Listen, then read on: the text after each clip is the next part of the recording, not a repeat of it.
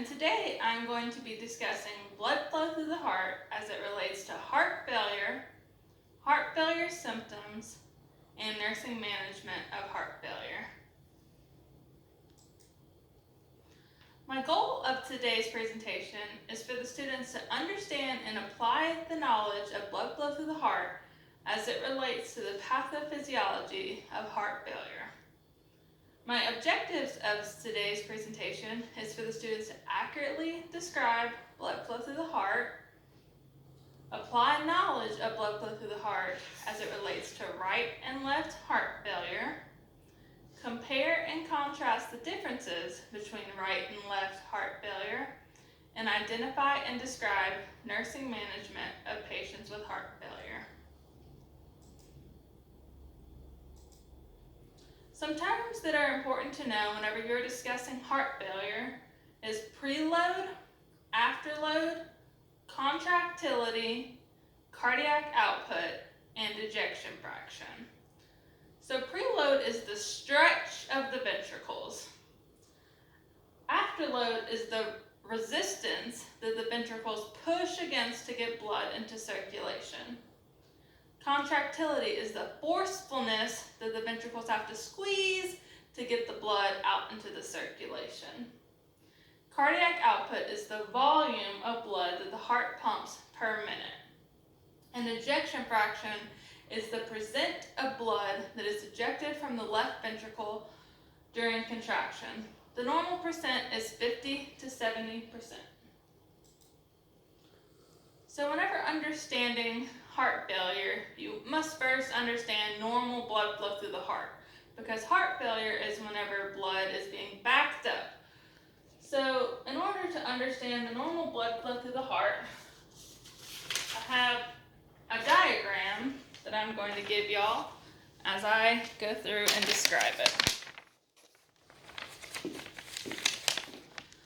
So deoxygenated blood comes from the body and enters into the superior vena cava and inferior vena cava and dumps into the right atrium.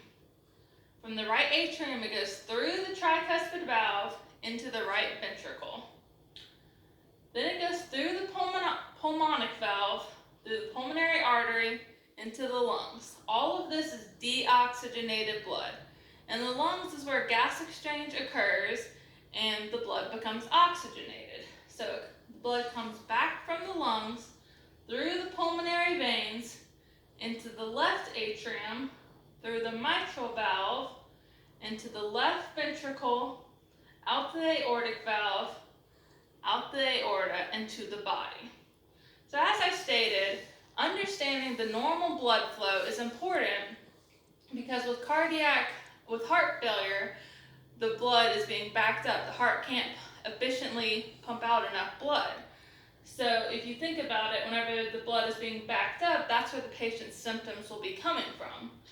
So it is important to understand it forward, but it's also important to understand blood flow backward, because if you understand it backward, then you'll understand where the symptoms are coming from.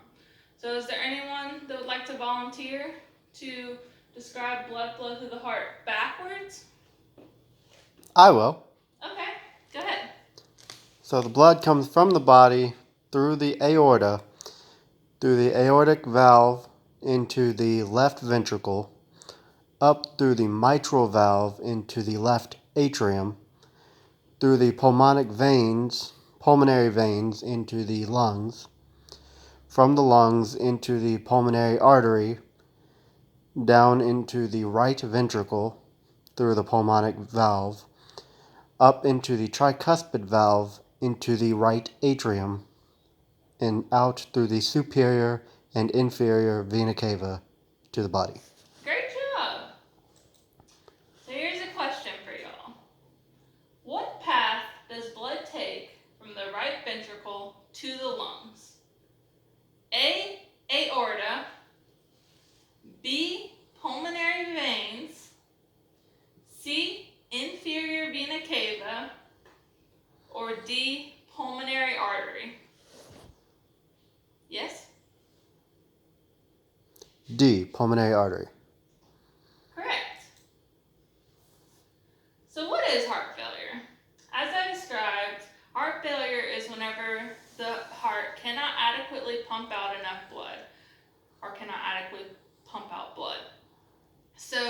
therefore the blood is being backed up. This backup of blood causes pulmonary congestion and venous systemic congestion. The two main types of heart failure are left heart failure and right heart failure.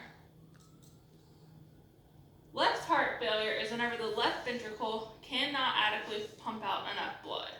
So, as we've stated, whenever it can't adequately pump out enough blood, the blood is being backed up. So it goes from the left ventricle through the bicuspid valve, left atrium, and backs up into the lungs.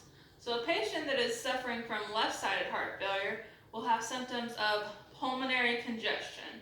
These symptoms may be dyspnea, which is shortness of breath, orthopnea, where they have to sit up in order to feel like they can breathe, frothy sputum, bibacillar crackles, which is where you're hearing the crackles in the bases of their lungs, a cough, and decreased urine output. So the decreased urine output is caused because the heart is not adequately pumping out enough blood. So the blood is not being able to reach the organs that it needs to, and therefore, for instance, the kidneys aren't getting the blood that they need, and so they can't adequately provide enough kidney output or urinary output. So right-sided heart failure, that's whenever the right ventricle can't adequately pump out enough blood. So the blood, therefore, is being backed up from the right ventricle through the tricuspid valve into the right atrium and then out into the body. So the patient will be having symptoms of jugular vein distension, where the veins up here are being expanded, ascites, where the abdomen is swelling, weight gain, peripheral edema, where the arms and legs are swollen, hepatomegaly, and splenomegaly. So that's where the liver and spleen are being swollen because all that blood is being backed up into the body, which is making everything swell. So, does anyone remember what the normal ejection fraction is? It was 50 to 70?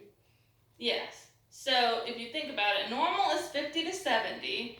And so if you're pre-heart failure, you'd be about 40 to 50%. And if you're less than 40%, then you're in heart failure. So here's another scenario for y'all to think about and see if y'all can get the answer. The patient is experiencing shortness of breath when lying down, crackles in the lung bases, and a cough. Which heart failure could possibly be the cause of these symptoms? Right heart failure, left heart failure, cor pulmonale, high output heart failure.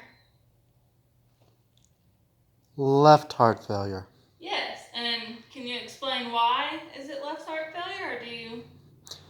Because it's backed up into the lungs, which is causing the cough and the crackling in the lung bases, as well as the shortness of breath. Good job. Great job. Okay, so some nursing management of a patient with heart failure. You're going to want to monitor daily weight and intake and output. These are essential for seeing if the patient is holding on to fluid. And with heart failure, they're not getting rid of that fluid because they can't adequately pump out enough blood. And so you need to see if they're having weight gain. You need to see if their intake is matching their output or if they're not peeing enough.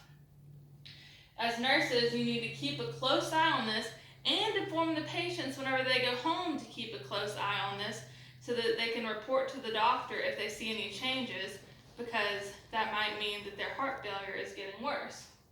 You also need to monitor vital signs. So a patient with heart failure, if all that fluid's being backed up into their lungs and they're having the shortness of breath, their SpO2 might be low as well. So you need to be checking that, and if they're having all this extra fluid, then their blood pressure might be high. So monitoring vitals is also very important. You need to encourage energy conservation. So this means helping the patients with activities of daily living. You can help them bathe, help them brush their teeth. It's still very important that the patients get these activities done, but they might need some assistance. And if possible, you want to help them do it early in the morning because later in the evening they might be tired from a long day's work. You need to educate the patient on a low salt diet and fluid restriction. So low salt, you want to tell them to avoid fried food, avoid fast food, eat lean meat, eat vegetables, because salt follows water and that will just increase their fluid retention. And that's going to increase their weight gain and just be harder on their heart. So you need to, thorough education is very important for patients with heart failure. Is there any questions? No, ma'am. All right. Well, thank y'all very much. And that concludes my presentation on heart failure. And here's my resources of the 2 textbooks that I used to retain this information. Thank you very much.